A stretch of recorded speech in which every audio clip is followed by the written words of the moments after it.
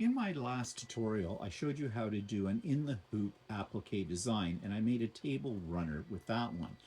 But you can also do entire wall hangings or even quilts using the same method.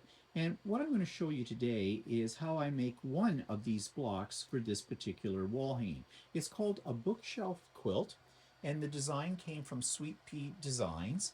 They're a very popular online source for quilting, or not for quilting, but for embroidery patterns. And they have quilting patterns that you do in the hoop on your sewing machine as well, on your embroidery machine. So I thought I'd let you take a look at this. This is what the overall quilt looks like. Now you can make it any size you want because each of these are different blocks, and you can just keep adding to them. And by changing out your different fabrics and things, you can make each block look a little different. And you'll notice that the blocks have interesting elements. They are books. It's called a bookshelf, but in this one's case, there is a flower vase. Now, this one with the flower vase, they've just done some quilting stippling on the inside of that to give the illusion that this is a glass vase.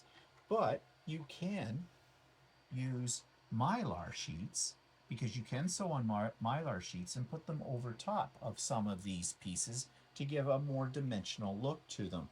So it's a very simple process, and I have my fabrics already pulled out, and I'm going to set up my threads for this, and I'm going to show you how to start doing something like this. So for today's demo, I've decided to make this block, and even though I have one of these done already, I'm going to do another one using different fabrics so it'll look a little different, and I can also go in and customize the wording that's on the side of the book spines. And this pattern came with very extensive instructions that are very easy to follow, and since I haven't made one of these in a while, I am going to follow the instructions along the way too, just in case I forget anything. So I need to set up my hoop. Now for this, I am using, and if you take a look at the back of this one, if you take a look right up in here, what I'm using is what's called no-show mesh for this project. And it's very easy to cut it away when you're done, and you can put it right inside your quilt when you're finished, and there's no problem with it whatsoever. This is the kind of thing people use when they do some embroidery on, say, a shirt or another piece of clothing, and it's going to go against somebody's skin, so it's very soft and not irritable. So I'm going to get my hoops set up, and I'll be back to show you what that looks like. I have assembled my fabrics and my materials for this project, and as you can see, you could use just scrap fabric for this because each piece is very small. In fact, I've overcut on these pieces. I've been very generous in the amount of fabric that I have allotted.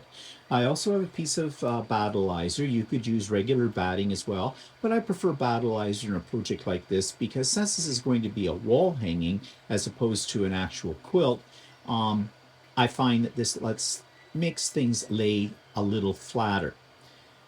I have my hoop already set up, and I'm using 2 layers of no-show mesh cutaway stabilizer. Why 2 layers? I just find it gives a little bit more support, especially when you're doing the initial placement stitches.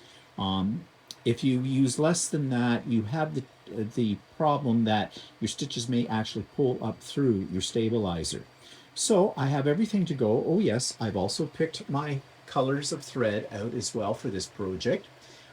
Those are what I think I will use, but if I need to change them later, I can. So I've got to get my hoop onto my machine and start the initial placement stitch process. Okay, our first step is to get our batting onto our no-show mesh and do a tack down stitch for this. So I have my machine all set up for this. I have my battleizer and my hoop with my no-show mesh, and so here we go.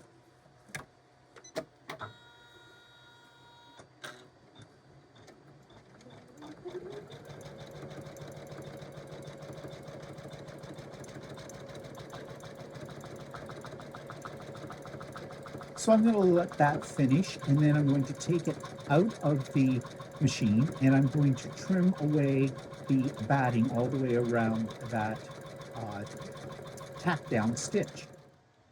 So the next step is to use my duckbill applique scissors to cut away the excess batting, very close to, but without cutting, the stitch line that's been put on here. So you just do this, and I find if you tug lightly, not too hard, because you don't want to pull this out of your hoop, because if you do that, you'll never get it positioned in the right spot again. And you're just trimming around that line. Now it's okay to leave 1 or 2 millimeters, 1/16 of an inch or so, or an eighth to a quarter. Well, I wouldn't leave a quarter of an inch. I'd leave no more than an eighth of an inch of the batting around this edge. If you've missed a few spots, you can just go in with these scissors. These scissors are great, and trim that away. Okay, so the next thing in the instructions, it says stitch the placement line for the background. And I just realized I didn't pull up my background, which is basically a white. So I'm going to have to do that. So our next step, now that I have returned my hoop to the machine, is to sew the placement stitch for the background fabric. So I'm all set up and ready to go. So we'll just hit, oops, lower the foot.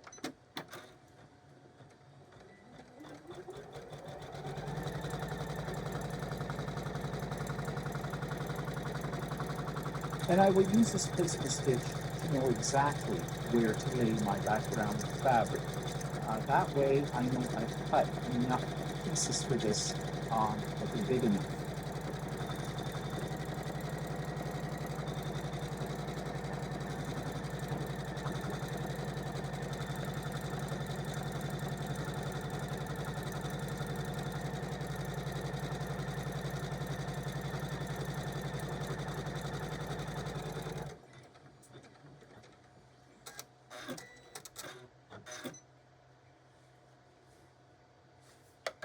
Okay, so that's done. And now I can lay my background fabric on here. Sometimes you need to pull up your thread. It's already automatically cut for you on this machine. On most machines, that's how they work. And we're just laying this in to make sure we're covering those outside lines. Should have about a quarter of an inch through that. And you want to know something? I think what I'm going to do is I think I need a little bigger piece because I think that's cutting it a little close. In fact, all I had to do is turn it the other way and it fits fine. So now I can put my tack down stitch.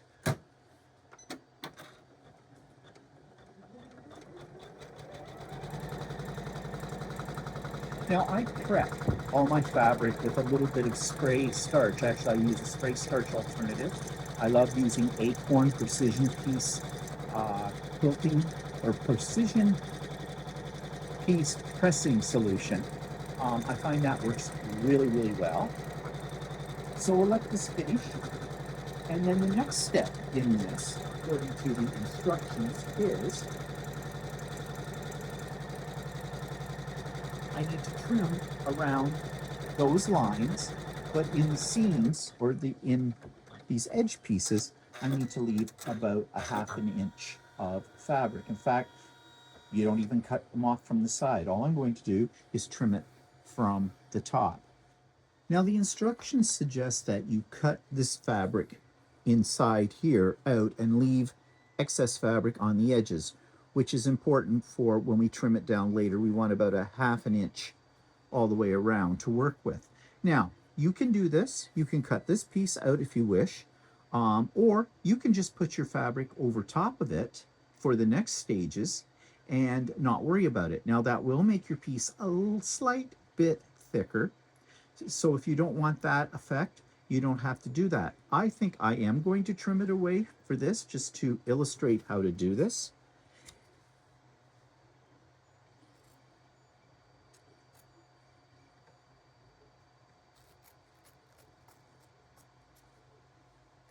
So you see that I'm just doing the same method that I used before, coming close to the stitch line, but without cutting into the stitch line. Now, what would happen if you did cut into the stitch line?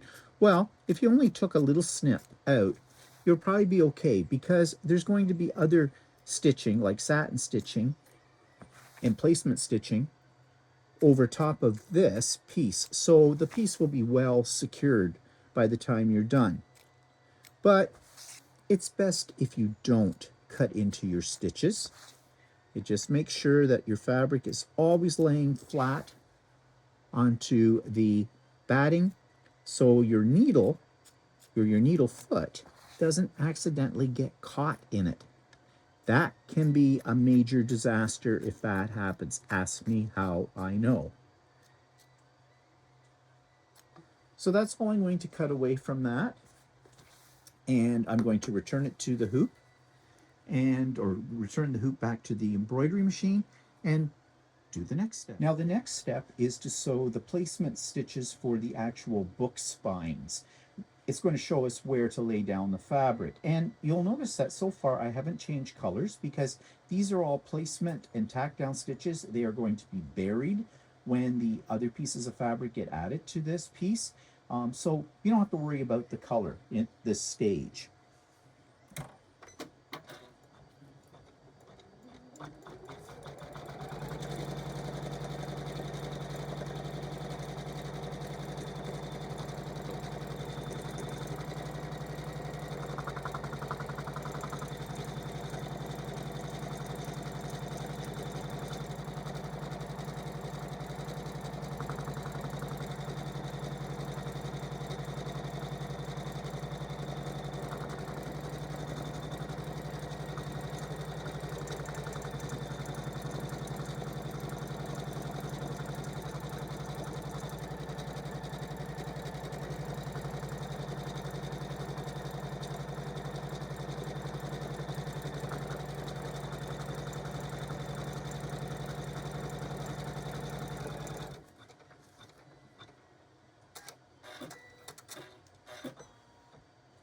Okay, so we have finished that part of the stitching. Now we can start adding our fabrics to each of those parts so that they'll get tacked down, and we will trim those as well in the method I've shown you before, and proceed with this tile or this block.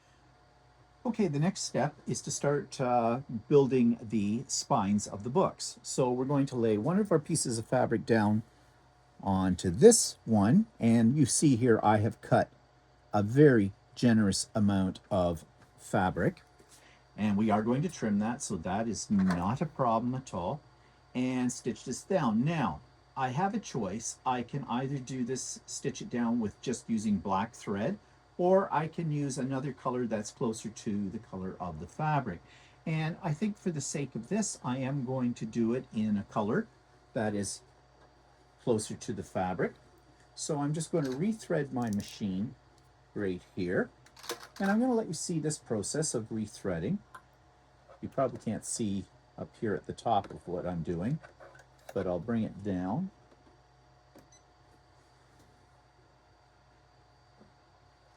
And thread it up there, and here, and under here, and in here. And bring my foot down so I can use my automatic threader.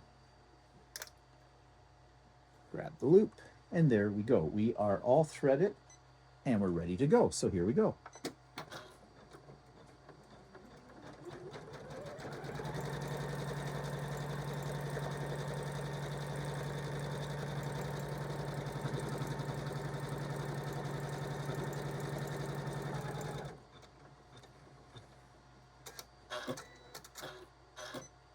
Okay, so now I'm going to take this out of the hoop and trim it. So again, we use the same procedure as we've used before for trimming.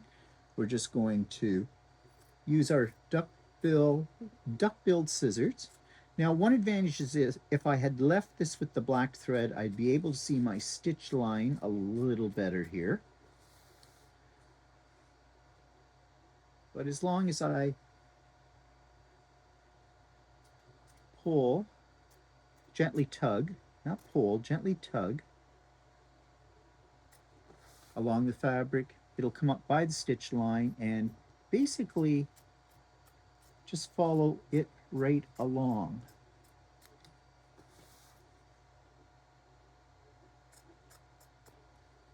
So that's trimmed. Now you may have a few little fibers coming out, frayed edges, but these will get covered up when the satin stitch goes on.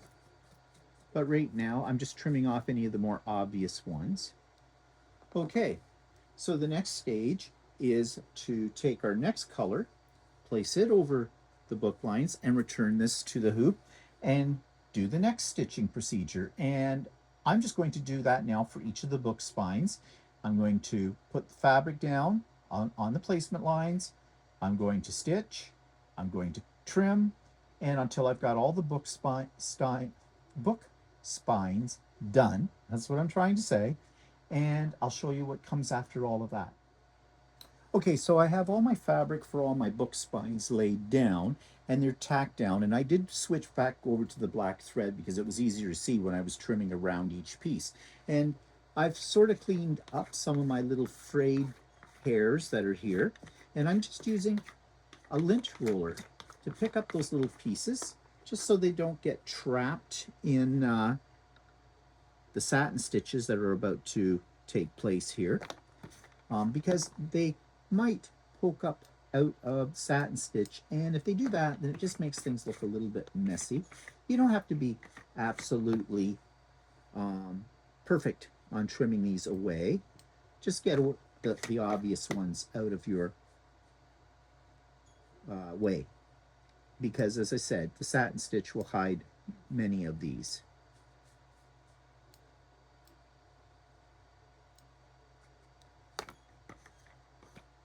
Okay, that's looking pretty good.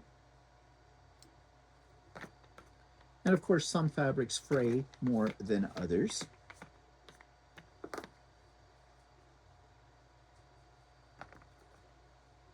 Oops, there's one I missed.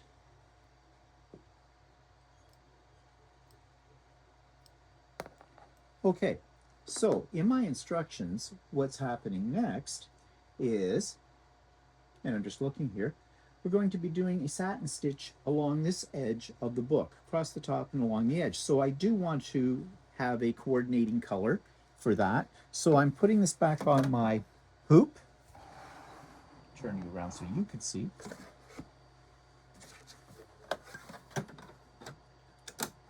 And I'm going to rethread my machine with a color that I think will coordinate with that.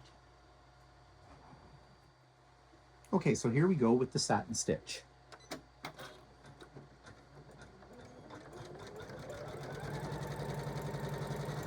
Now the machine right now is putting in a small binding spine. That's the word I want. Rented lips, sorry.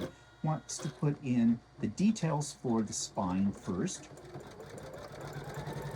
And then it's going to go all the way, well, it's going to go around one edge of this, because we have our books are to give it depth. There'll be certain edges that have a different satin stitch color on them. And you can see it's starting here. Now what it's doing is it's just tacking down, making sure the edges of the fabric are secure. And then it's doing a zigzag stitch all the way around, and then on top of that zigzag stitch, it will put the satin stitch. So you can see that this pattern is made in such a way to make sure all your fabric, once it's down, once it's sewn, is going to stay down forever. So it's working on the satin stitch right now, and we'll come back to the next part in a moment.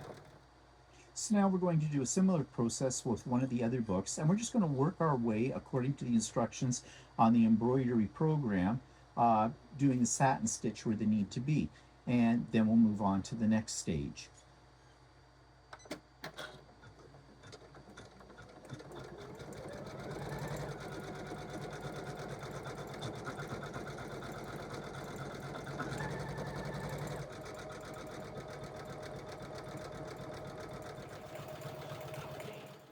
Okay, so now it is finished doing the satin stitch around all the book spines, and now it's going to do the words on the side of the books. Now there, you can go in and you can edit those usually in your embroidery machine, so you can make them say whatever you want. I'm just going to leave what's already in this program, but what I am going to do is I'm going to do all of the titles on the book spines in the same color. I'm going to use a silver on this. I'm doing that for a couple of reasons. One, I want this block to stand out from the other block that looks very, very similar to this. In fact, it is almost the same thing, except it's got different fabric on it. And I also am getting a bit lazy. I don't want to have to keep changing thread colors for this, but you certainly can do that. But I'm just going to do it all in a silver on the spine. I think that'll look kind of classy, at least it does in my imagination. So I've got my thread loaded into the machine, and I'm ready to start the first book title.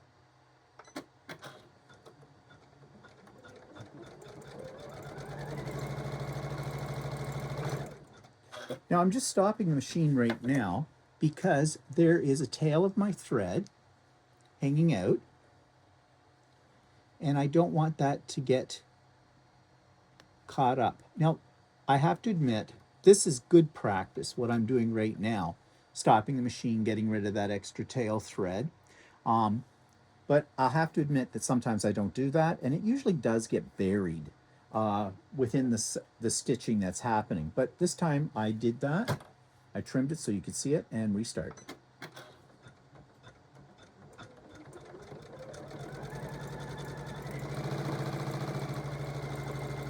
Now, as you can see, I still have a string here that I didn't get. So I'm stopping again, and I'm going to trim that a little closer. There we go. And restart.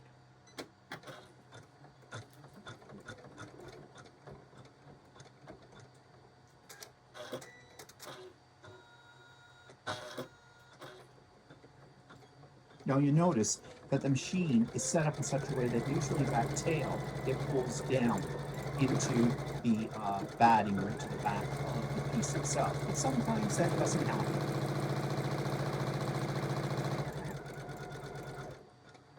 So I'm just going to let this carry on and printing out the word, and I'll show you what it looks like when it's finished. Cool. So as you can see, the words on the spines of the books are all done, and now we're going to add the bookshelf. And so I have a piece of my fabric here, and it happens to be a batik. And what I'm going to do is, there is a line, and I don't know if you can see it or not, right across the bottom here. And I'm going to place my fabric so that one edge, now if this was a fabric that had a wrong or a right side, I'd be putting this with the wrong side up or the right side down, and I'm just going to overlap it over that edge by about 1/4 of an inch, and the machine is going to stitch a tack down line across this.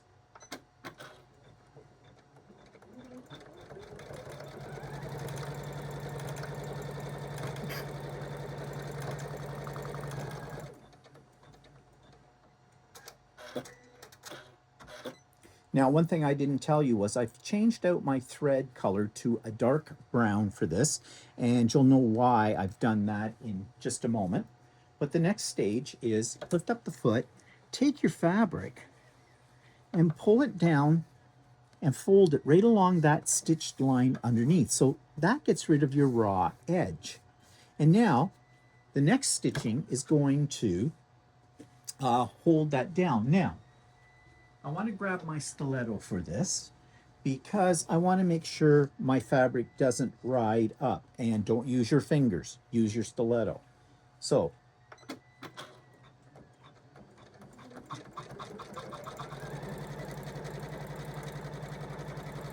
I'm just smoothing it out so I don't get any wrinkles or bulges.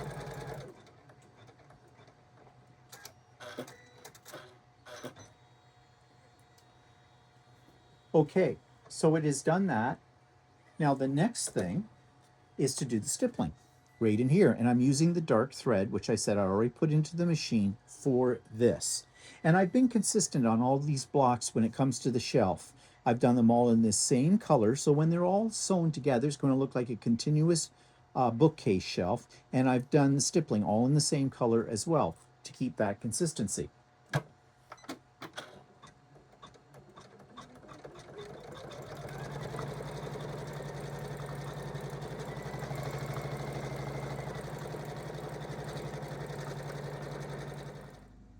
Okay, so the embroidery is all done. Now all we need to do is trim up the block. So we need to take it out of the hoop.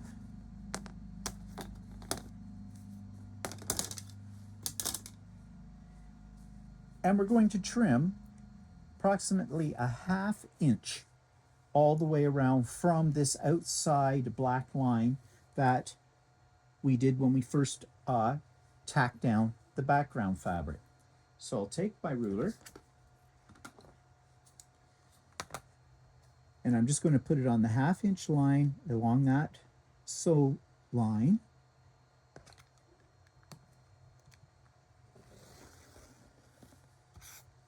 And just trim it all the way around. Now, why are we doing this? Because this will give us enough seam allowance to be able to put the pieces together, each block together, to finish the wall hanging. And yes, you will have to use your regular sewing machine to put these blocks together. But we're not going to do that today because I haven't finished all the blocks. So one last trim to do here. And this is why you want to make sure you've got enough fabric hanging over the edges. And I just made it on that one. So let's move these things out of the way. And there you have it. There is the finished block. And you just keep going using the different designs, but they essentially all go together the same way until you've got enough for whatever size of wall hanging you want to do. And then you stitch it all together, just like you would stitch anything together. So you'd put the right sides together and stitch your seam allowance like you were making a quilt, and you have yourself a wall hanging. So I hope you found that tutorial useful. And stay tuned for more in the hoop embroidery type tutorials in the future.